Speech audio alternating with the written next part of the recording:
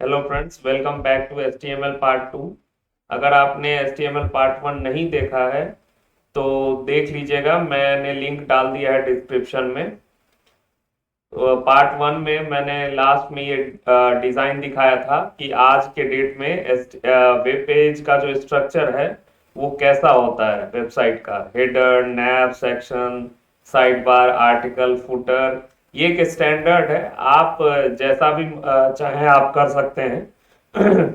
चाहे तो आप लोगों को सेंटर में लगा के नैब नीचे रख सकते हैं, या लेफ्ट में लोगों को लगा दें और राइट में आप यहाँ मेन्यूज लगा दें। ठीक है, तो ये आप पे डिपेंड करता है आप कैसा स्ट्रक्चर चाहते हैं। तो इसको बनाने से पहले हम लोग कुछ और टैग्स देख लेते हैं। तो वो सबसे पहले हम देखते हैं लिस्टिंग टैग्स, जिसमें पहला है यूएल, अनऑर्डर्ड लिस्ट। इसके अंदर एलआई हम बनाते हैं लिस्ट आइटम।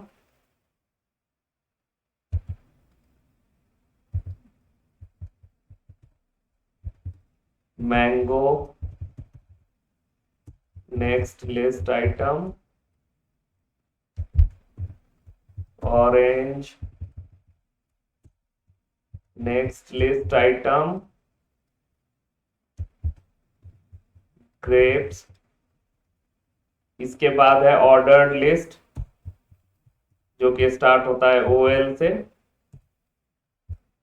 अच्छा, पहले मैं आपको ये दिखा दूं ये ब्राउजर पे कैसा दिखता है। ये देखिए, मैंगो, ऑरेंज, ग्रेप्स। ठीक है, ये आ गया। इसे हम कहते हैं अनऑर्डर्ड लिस्ट। और ये ओएल एल आई, ये है ऑर्डर्ड लिस्ट। एल आई में स्कूल, इसके बाद एल आई कॉलेज, उसके बाद एल आई यूनिवर्सिटी। अब इसे रन करके देखते हैं। ये देखिए, स्कूल, कॉलेज, यूनिवर्सिटी, 1 2 3 नंबरिंग में आ गया। अब अगर हम यहाँ लिख दें ओएल के अंदर टाइप ए,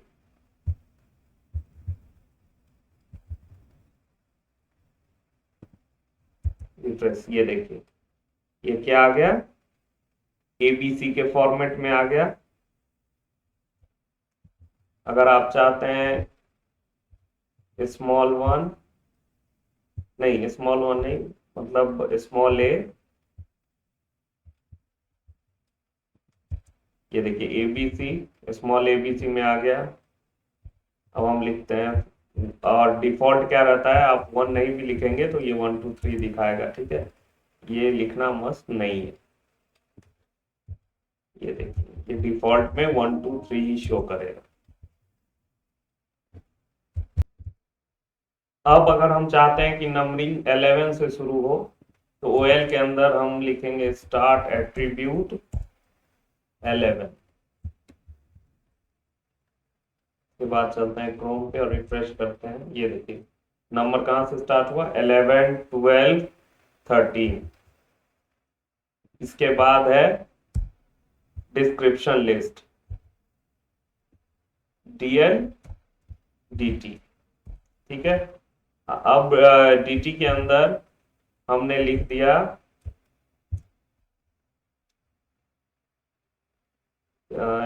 हमने लिख दिया लॉइन।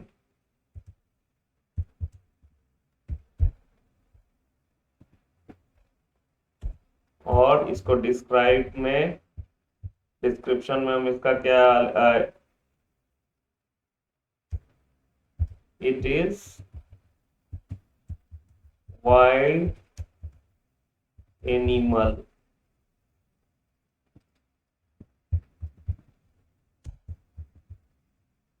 इसके बाद हम लिखते हैं cow, it is social animal. अब इसको रन करके देखते हैं। ये देखिए, lion it is wild animal, cow it is social animal. ठीक है, ये हमारा लिस्ट आइटम था। अब नेक्स्ट हम देखेंगे टेबल। HTML में टेबल कैसे बनाते हैं। देखिए HTML5 से पहले, अच्छा फ्रेंड्स, मैंने फर्स्ट वीडियो में शायद ये स्किप कर गया था मैं। ये बताना मैं भूल गया था कि अभी का जो लेटेस्ट वर्जन है वो है HTML5।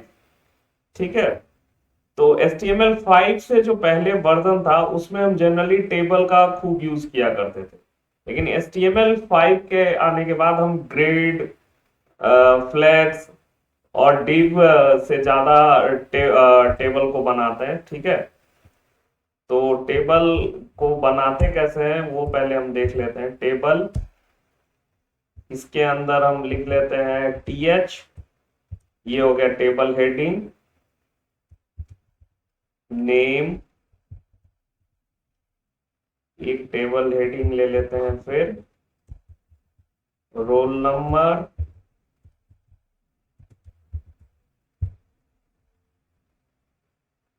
इसके बाद हम बनाते हैं TR, टेबल रो, और टेबल रो के अंदर table column, TD।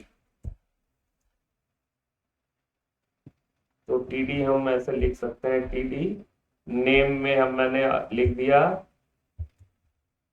Sumit,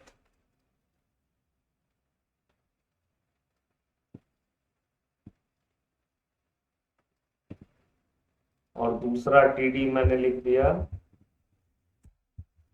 Rahul. इसके बाद हम दूसरा TR बना लेंगे, इसमें रोल नंबर दे दिया मैंने 1, इसमें दे दिया 2। अब इसे करते हैं सेव। अब हम देखते हैं ये कैसे दिखता है। ये देखिए, name, roll number, Sumit 1, Rahul 2। आगे बढ़ने से पहले टेबल को, टेबल हेडिंग को और टेबल कॉलम को हम बॉर्डर दे देते हैं। ठीक है, तो इसके लिए मैं CSS लिख लेता हूँ। इसके बारे में मैं जब CSS पढ़ाऊंगा तब डिटेल में बताऊंगा आपको। ठीक है, अभी के लिए बस आप ये चीज देख लो। Table TH TB border, yes, triple 0। अब रिफ्रेश करते हैं, ये देखिए आ गया नेम, रोल। अच्छा, एक चीज यहाँ हमने गलत कर दिया। ये टेबल कॉलम है, तो कॉलम में नेम, इसके बाद रोल नंबर, सेकेंड रो में राहुल और उसका रोल नंबर। ठीक है, ये TR हुआ पहले, TR रो, ये हुआ कॉलम, ये हुआ टेबल हेडिंग। अब हम रिफ्रेश करते हैं पेज को, ये देखिए नेम, ये table heading, name, roll number, ये एक रो हुआ, ये दूसरा रो हुआ, और ये एक कॉलम, ये दूसरा कॉलम, फिर ये पहला कॉलम सेकेंड रो का, ये दूसरा कॉलम सेकेंड रो का। अब एक टेबल में बहुत इंपॉर्टेंट एट्रीब्यूट के बारे में बताता हूँ। एट्रीब्यूट्स तो कई सारे हैं लेकिन जनरली ये बहुत ज़्यादा यूज होता है। तो जैसे आपने यहाँ थर्ड रो बनाया और इसके अंदर एक कॉलम बनाया, टोटल स्टूडेंट्स 2, इसे सेव किया, हम पेज रिलोड करते हैं, ये देखिए टोटल स्टूडेंट्स 2, लेकिन यहाँ ये ब्लैंक स्पेस रह गया। हम चाहते हैं कि ये टोटल स्टूडेंट्स 2 ये सारे ये इस कॉलम तक आ जाए। ठीक है, ये ब्लैंक स्पेस ना रहे, तो हम यहाँ TD के अंदर एट्रीब्यूट एक लगाएंगे, कॉल स्पैन। हमारे पास कितने कॉलम है? 2, तो हम यहाँ 2 लिखेंगे और सेव करेंगे। ये देखिए, अब इसने दोनों कॉलम को ले लिया, टोटल स्टूडेंट्स 2। चलिए अब नेक्स्ट टैग देखते हैं, मेटा टैग्स। मेटा टैग्स क्या होता है? तो सर्च इंजन और क्लाइंट्स को एडिशनल इंफॉर्मेशन प्रोवाइड करने के लिए हम मेटा टैग्स यूज करते हैं, और उसे लगाते कहाँ है? हेड के अंदर। ठीक है, तो सबसे पहले देख लेते हैं मेटा टैग्स है क्या। ये देखिए यहाँ डिफिनीशन है, meta tags are HTML tags used to provide additional information about a page to search engine and clients. ठीक है, ये एडिशनल इंफॉर्मेशन प्रोवाइड करता है पेज के बारे में सर्च इंजन को और क्लाइंट्स को। ठीक है, कई सारे मेटा टैग्स हैं।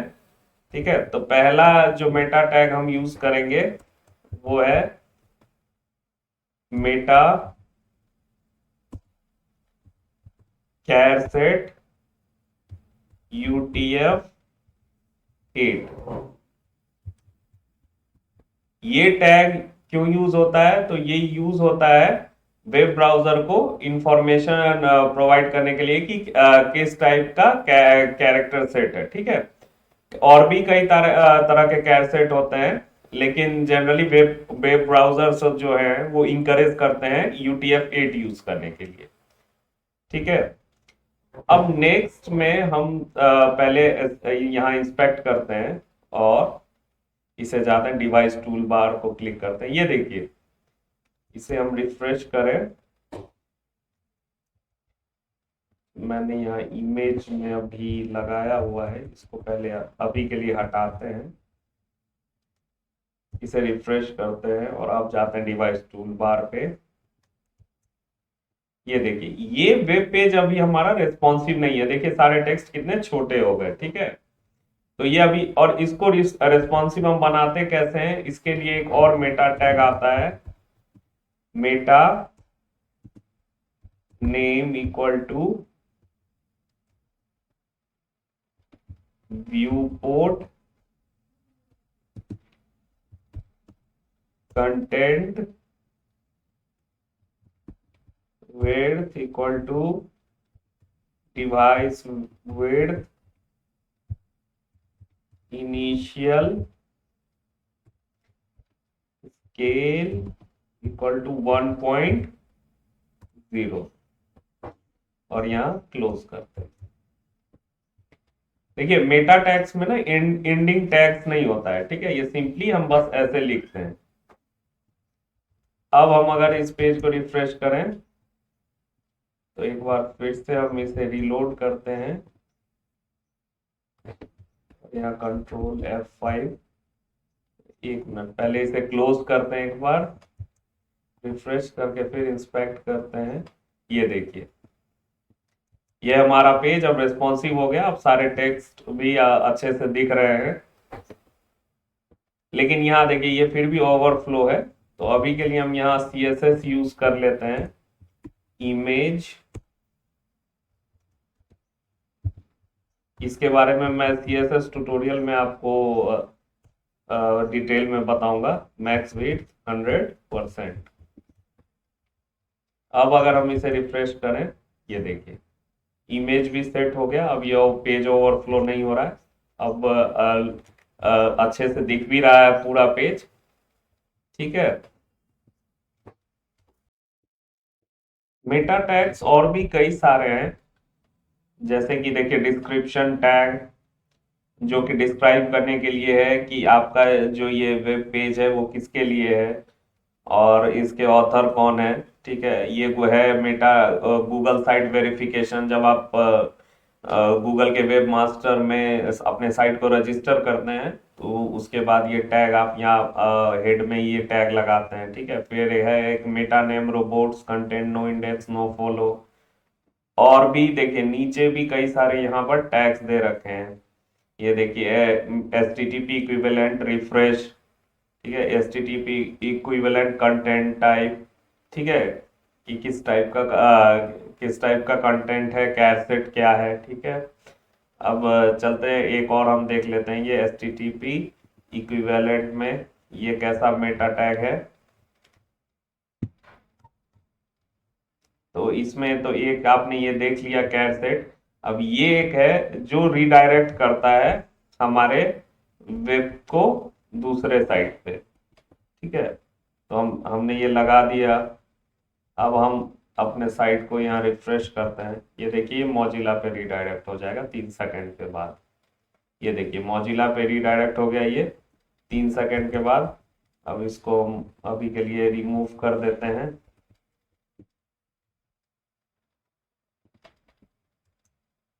ठीक है, ये मेटा टैग्स है।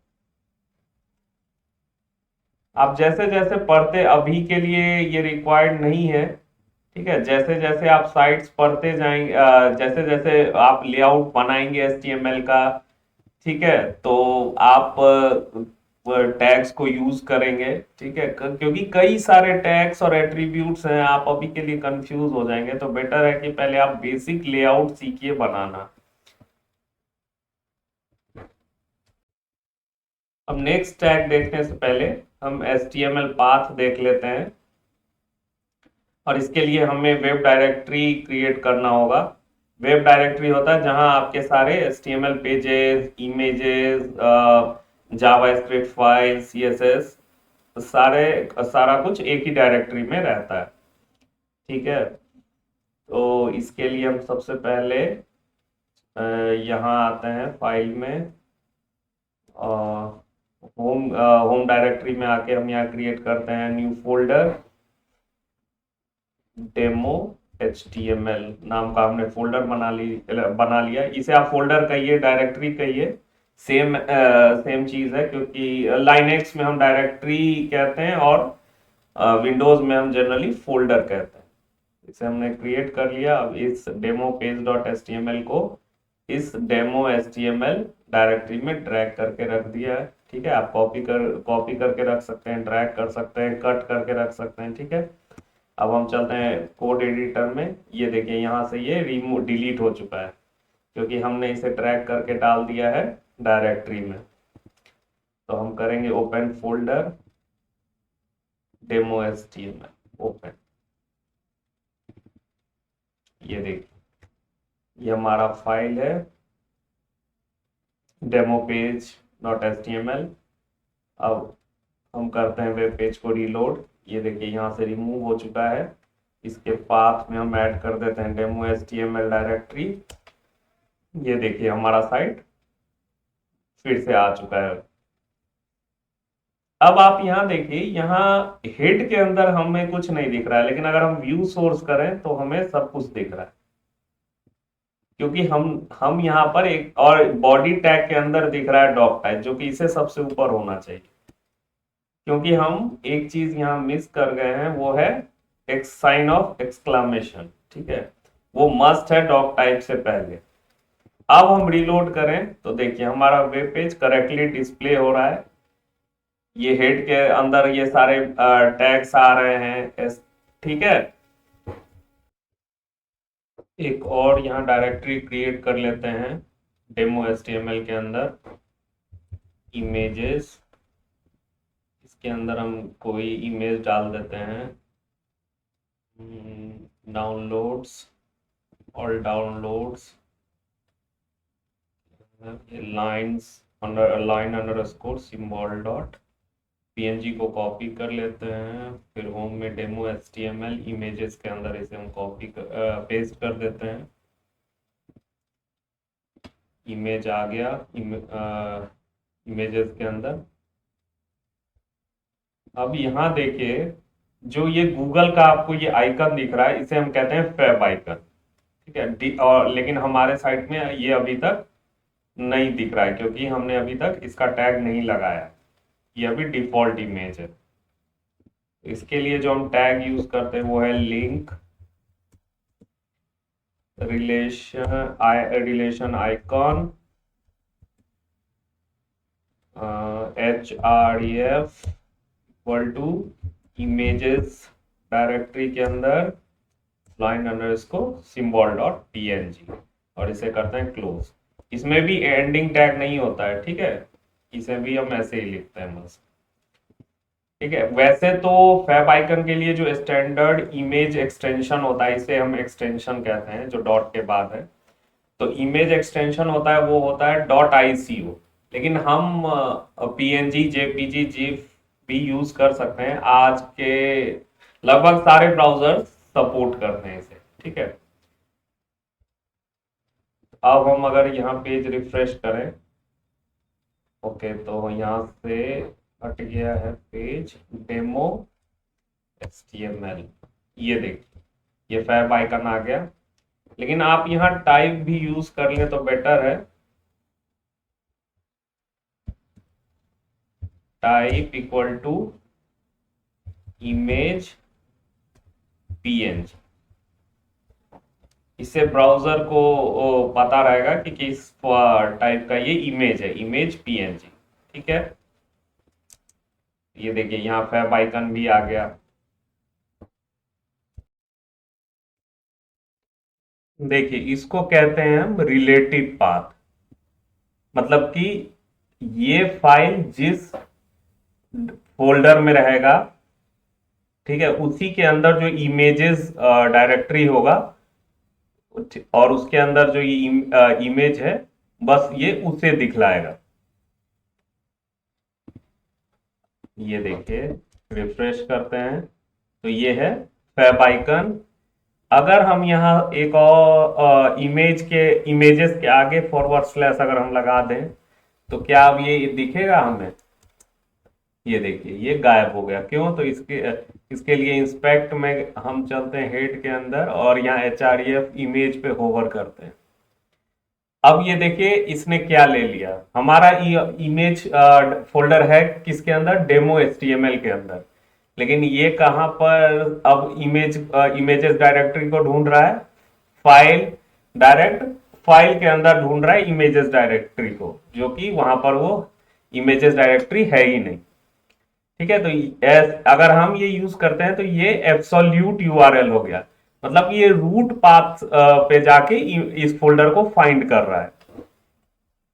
और अगर हम सिर्फ इमेजेस लिखते हैं तो इसे हम कहते हैं रिलेटिव URL, जो कि जिस डायरेक्टरी में ये डेमो पेज डॉट HTML है, उसी डायरेक्टरी के अंदर ये इमेजेस डायरेक्टरी को फाइंड करेगा।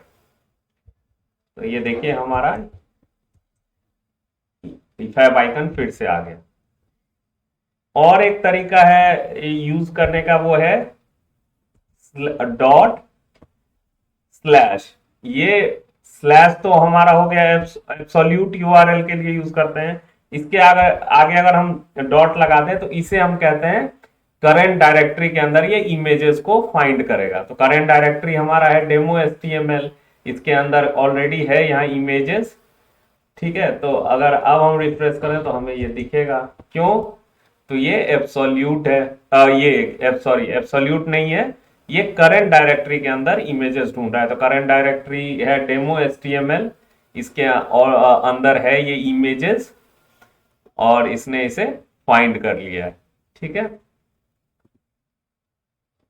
अब नेक्स्ट टैग देखने से पहले एक और चीज हम यहां देखते हैं, HTML इंटिटीज।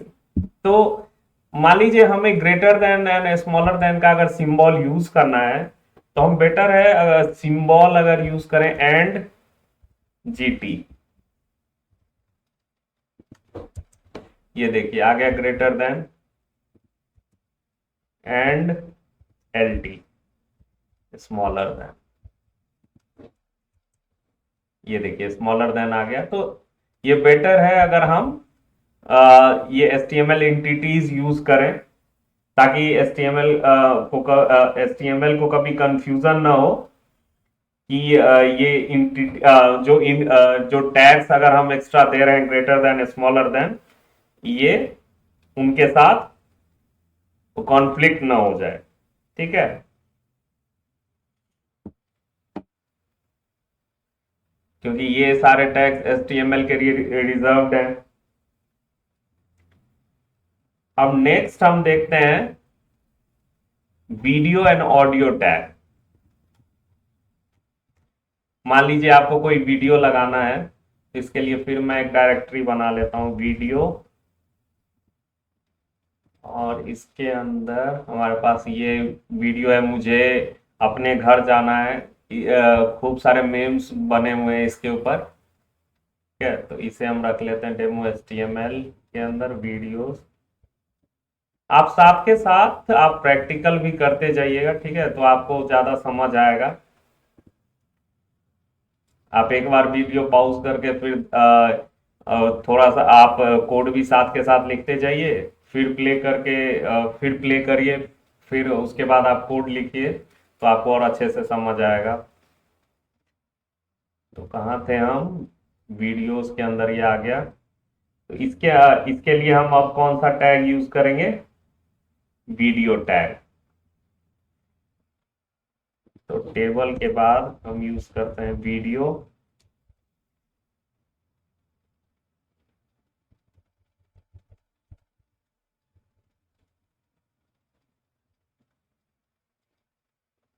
और इसके अंदर हम यूज करते हैं सोर्स SRC इक्वल टू क्या है? वीडियो। मैंने अभी आपको पाथ का बताया हुआ है, ठीक है, जो एब्सोल्यूट पाथ और रिलेटिव पाथ क्या है। टाइप में दे देते हैं हम वीडियो MP4।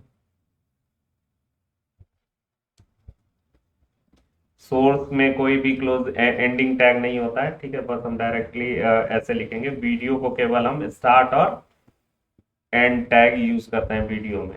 अब हम अगर रिफ्रेश करें, इसको पहले बड़ा कर लेते हैं, ये देखिए ये आ गया। मुझे अपने घर जाना है, ठीक है। और अब वीडियो में हम एक और चीज यूज करते हैं, कंट्रोल्स। और कंट्रोल्स देखिए आया, ये देखिए कंट्रोल्स।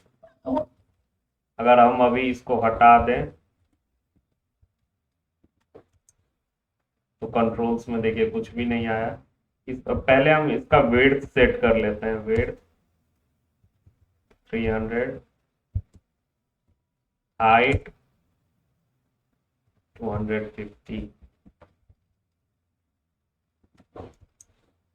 ये देखिए, लेकिन अभी कंट्रोल्स नहीं है, तो हम यहाँ क्लिक करके कंट्रोल्स ऐड कर देंगे, तो हमारे पास कंट्रोल्स भी आ जाए।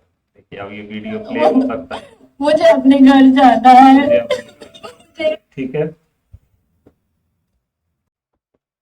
कंट्रोल्स हम यूज करते हैं प्ले, पॉज, वॉल्यूम, इन सारे बटन्स को इनेबल करने के लिए। ठीक है, तो नेक्स्ट हम देखते हैं ऑडियो टैग। इसके लिए सबसे पहले डेमो HTML के अंदर एक हम डायरेक्टरी बना लेते हैं ऑडियो। और इसमें एक ऑडियो फाइल डाल देते हैं, डाउनलोड्स। ये ऑडियो है, हाँ ये मेरे पास पड़ा हुआ है। Copy, home, demo HTML, audio के अंदर करना है इसको पेस्ट।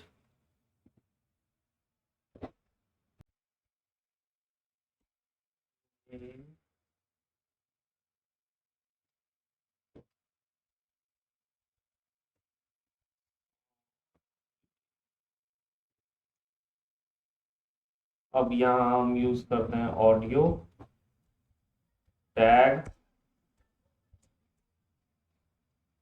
ऑडियो टैग के अंदर source SRC equal to audio song.mp4।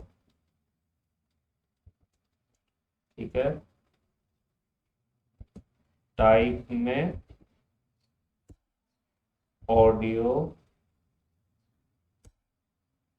/mp4। और अब इसे सेव करके देखते हैं।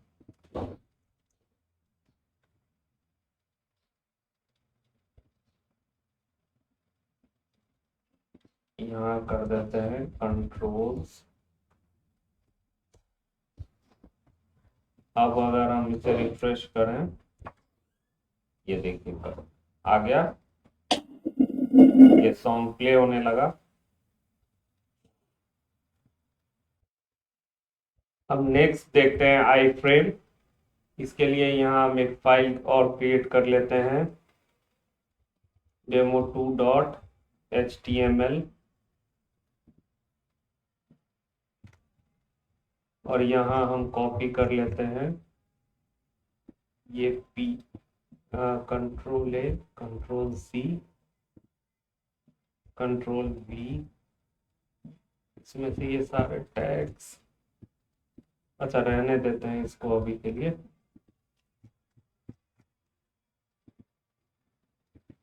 अब यहाँ लिखते हैं आई फ्रेम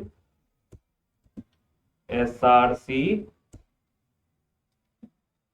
demo2.html, सेव। अब अगर हम पेज रिफ्रेश करें तो ये देखिए हमारा आ गया, देखिए इस ये इम्बेड हो गया डॉक्यूमेंट इसी के अंदर, ठीक है। तो आई फ्रेम यूज होता है किसी दूसरे डॉक्यूमेंट को सेम वेब पेज में इम्बेड करने के लिए। आई फ्रेम में हम स्टाइल एट्रीब्यूट यूज करके विड्थ और हाइट भी सेट कर सकते हैं। Height 250 pixel, width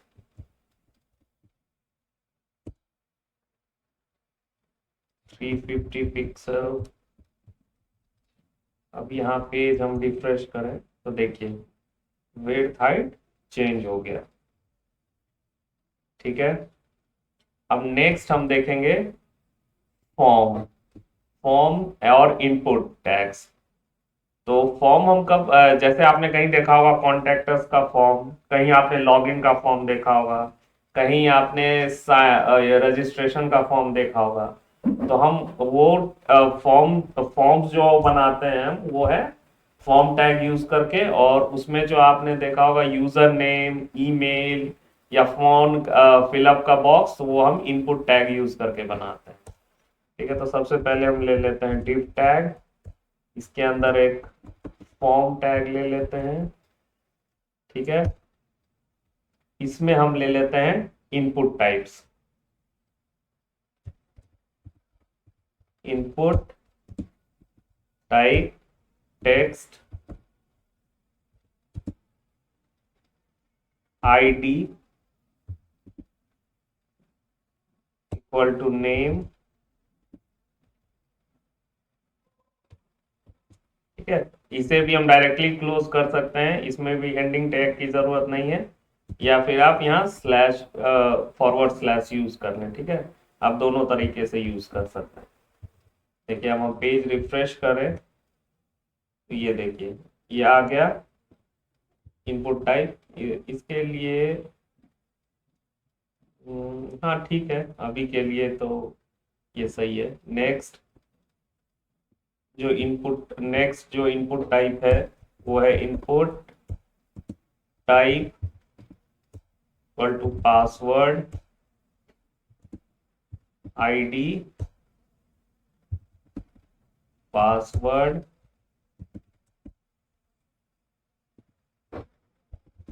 name text, दोनों में हम नेम डाल देते हैं, ठीक है। अभी के लिए जरूरत नहीं है लेकिन ये हम डाल देते हैं एट्रीब्यूट, ठीक है। ये देखिए ये आ गया दो बॉक्स, लेकिन इसमें अगर हम अपना नाम लिखें सुमित और अगर इसमें लिखें सुमित तो देखिए दोनों में अंतर क्या है। ये इनपुट टाइप, ये क्योंकि ये टाइप के कारण हो रहा है, टाइप टेक्स्ट है, ये टाइप पासवर्ड है, कई सारे टाइप होते हैं। एक होता है इनपुट टाइप, देखिए input type button, input type email, ठीक है। अगर आपने गलत ईमेल डाला तो वो आपको वैलिडेशन एरर देगा सबमिट पे, ठीक है। अब इनपुट टाइप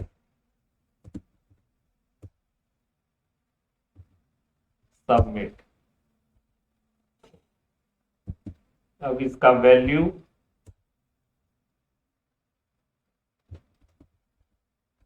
कॉन्टैक्ट या नेम,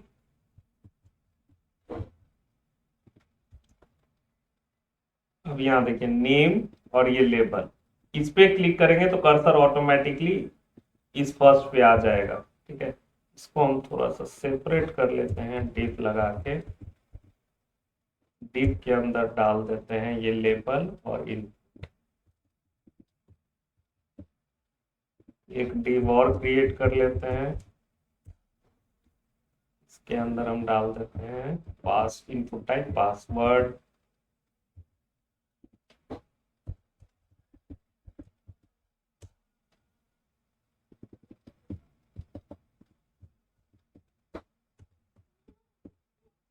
और अब अगर हम चेक करें तो ये देखिए ये ऐसे आया है। ठीक है, क्योंकि अभी इसमें स्टाइलिंग हमने नहीं की हुई है तो इसीलिए ऐसा दिख रहा है ये। इसको यहाँ एक लेबल और डाल देते हैं हम, पासवर्ड।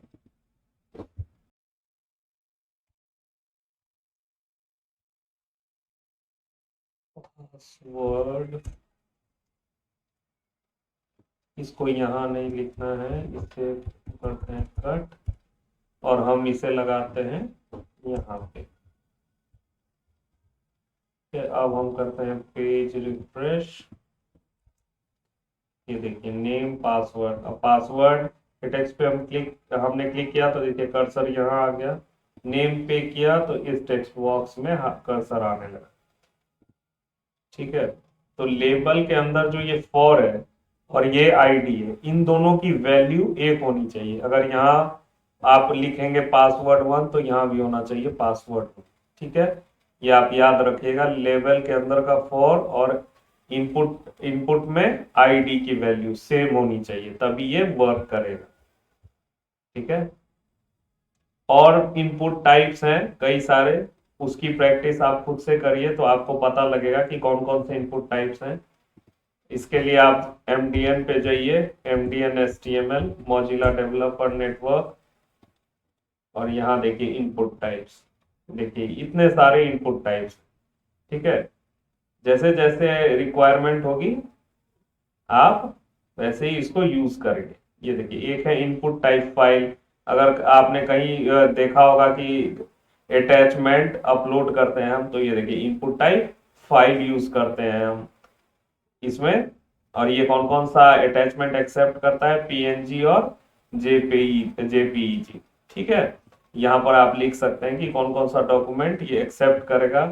ठीक है, तो आप यहाँ डाल सकते हैं कि इमेज एक्सेप्ट करवाना है या डॉक फाइल एक्सेप्ट करवाना है। ठीक है, तो आप धीरे धीरे इन सब चीज़ों की प्रैक्टिस करिएगा। क्योंकि टैग्स, मैं फिर कह रहा हूँ, टैग्स बहुत ज़्यादा है, एट्रीब्यूट्स भी कई सारे हैं। आप एक साथ सब कुछ यूज करिएगा तो आप कंफ्यूज हो जाइएगा, इसीलिए पहले बेसिक से शुरू करिए। ठीक है, अब हम चलते हैं लेआउट कैसे बनाते हैं। तो इसके लिए हम लिखते हैं, एक फाइल क्रिएट कर लेते हैं layout.html। इसमें हम सबसे पहले डिक्लेयर करते हैं डॉक टाइप, इसके बाद HTML टैग डिक्लेयर करते हैं। HTML के अंदर हेड टैग, फिर HTML के अंदर बॉडी टैग,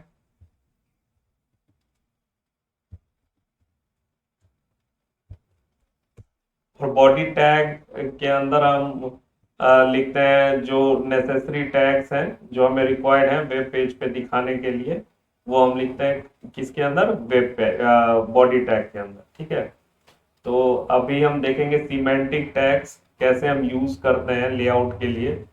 और आपको कई बार इंटरव्यू में भी क्वेश्चन किया जाता है कि कुछ सीमेंटिक टैग्स के एग्जांपल बताइए, तो आपको बता सकते हैं जैसे कि आर्टिकल, सेक्शन, ये सारे सीमेंटिक टैग्स हैं, footer, header, naive.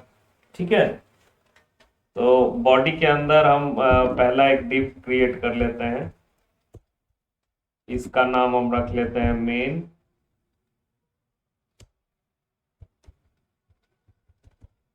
Class equal to main. ठीक है, ये क्लास आईडी ये हम लोग CSS में देखेंगे, class attributes, ID attributes.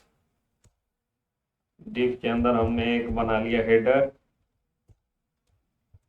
Header tag के अंदर हमने बना लिया एक डिव। इसमें हमने डाल दिया एक image tag src images line symbol dot png। ठीक है, अब हम बना लेंगे nav। इसमें हम यूज करेंगे ulli। आप div भी यूज कर सकते हैं, कोई दिक्कत नहीं है।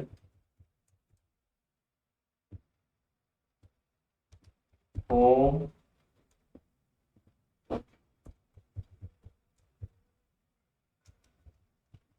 about us,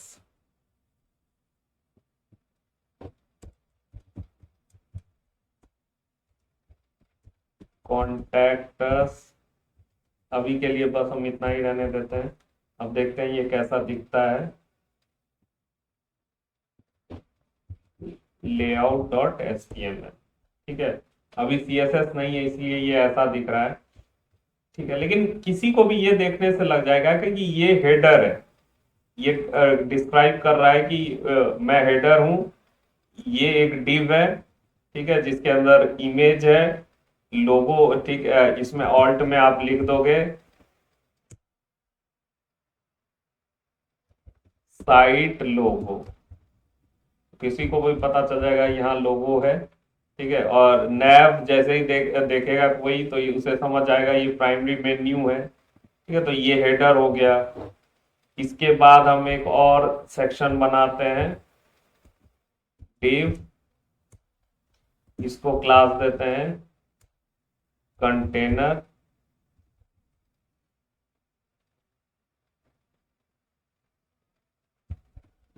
ठीक है, और इस डिव से अच्छा हम इसे बना लेते हैं मेन। ठीक है,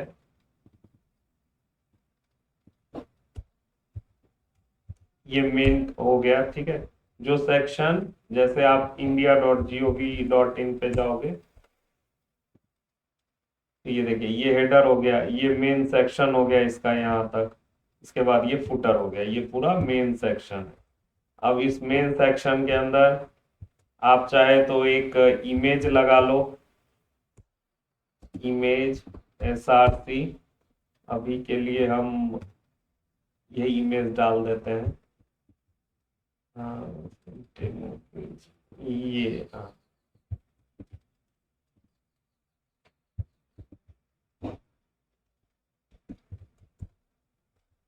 आप इसे स्लैश लगा, फॉरवर्ड स्लैश लगा के ही क्लोज करो तो बेटर है। ठीक है, अदरवाइज ये विदाउट लगाए भी चल जाएगा, लेकिन ये अच्छा प्रैक्टिस है, आप स्लैश यूज करो।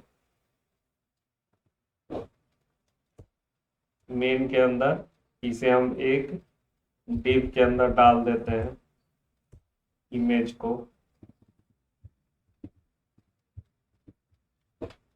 इसके बाद हम एक बना लेते हैं सेक्शन।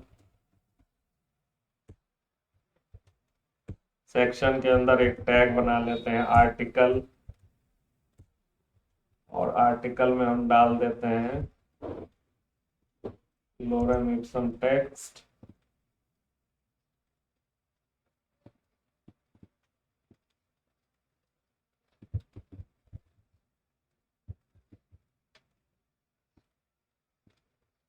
एक और आर्टिकल का सेक्शन बना लेते हैं।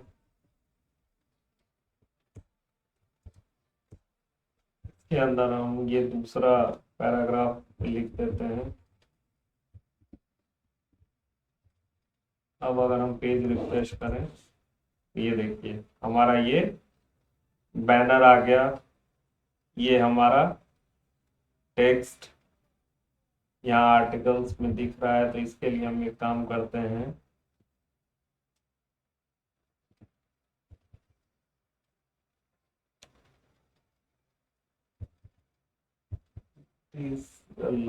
ये हाँ, यहाँ से देखिए दूसरा आर्टिकल शुरू हुआ है। ठीक है, तो ये अभी CSS के कारण नहीं दिख रहा है। मतलब ये स्टाइल लगाना पड़ेगा इसमें थोड़ा सा, फिर मैं अभी के लिए लगा देता हूँ मार्जिन बॉटम 5 पिक्सल। ठीक है, थोड़ा सा बढ़ा देते हैं इसको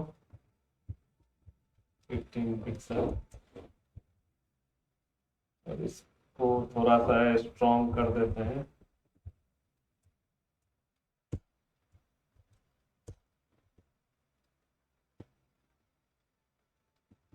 control X, control B, save.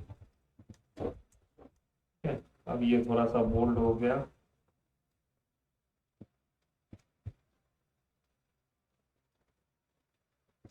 इसके बाद मेन सेक्शन हो गया। अब हम कर लेते हैं फुटर। फुटर के अंदर फुटर के अंदर आप डाल सकते हैं जैसे कि कॉपीराइट क्लेम, या आप ऑथर का नाम। ठीक है, फुटर में जैसे आपने लिख दिया p@, कॉपीराइट रिजर्व्ड। ठीक है, ये आपका फुटर हो गया।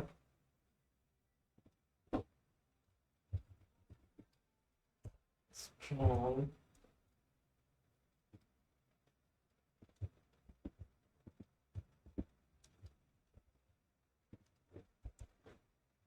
ठीक है। ये देखिए अभी के लिए ये ऊपर नीचे करके आ रहा है, अदरवाइज ये साइड में जाएगा जब हम CSS यूज करेंगे। ठीक है, अगर हम इसमें यूज कर लें हेडर के अंदर डिस्प्ले स्टाइल, इसको देखकर आप अभी कंफ्यूज मत होइएगा, मैं CSS में बताऊंगा आपको। फ्लेक्स, देखिए ये आ गया यहाँ पे। इसके बाद जस्टिफाई कंटेंट, सेंटर।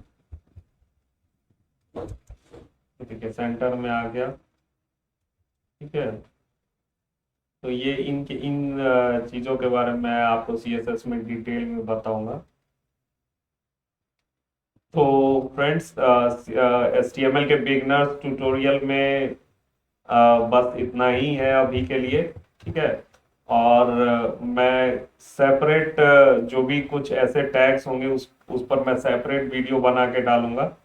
ठीक है, मैं क्योंकि मैंने आपको पहले भी बताया है कि एक साथ सब बताऊंगा तो आप कंफ्यूज हो जाएंगे। ठीक है, तो अभी के लिए आप इसको प्रैक्टिस करिए। अगर आपको लगता है कि कुछ और टैग्स आपको वेब पेज बनाने के लिए रिक्वायर्ड है तो आप वो भी यूज करिए। ठीक है, अब नेक्स्ट मैं CSS पे वीडियो डालूंगा। ठीक है, अब हम इस जो भी वेब पेजेस हैं उसमें हम CSS लगाकर उस वेब पेज का लुक अट्रैक्टिव करें। ठीक है फ्रेंड्स, थैंक यू। चैनल को लाइक करिए, सब्सक्राइब करिए, और अगर कोई भी प्रॉब्लम आता है तो मुझे बताइए। ठीक है, थैंक यू।